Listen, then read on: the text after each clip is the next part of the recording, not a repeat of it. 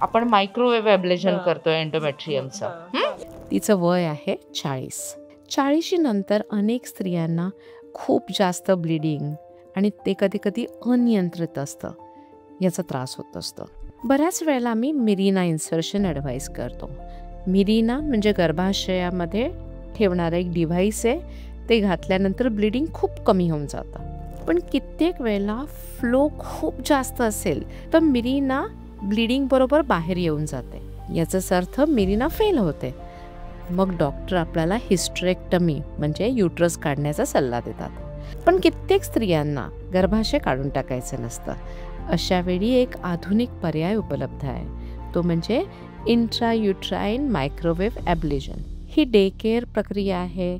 त्याच्यामध्ये कुठलेही टाके नसतात, कुठेही कट नसतो, बेडरेस्टची गरज लागत नाही. एक बारीकसा प्रोब आपण गर्भाशयामध्ये टाकतो आणि कंट्रोल मायक्रोवेव्ह एनर्जीने आतली जी लेयर आहे, जे एंडोमेट्रियम आहे, ते ॲब्लेट करून टाकतो. त्यामुळे हेवी ब्लिडिंग तर खूपच कमी होतं किंवा पूर्णपणे थांबून जातं. ही प्रक्रिया काही मिनिटाची आहे. हलकी भूल यासाठी दिली जाते, त्यामुळे कम्प्लिटली पेनलेस आहे.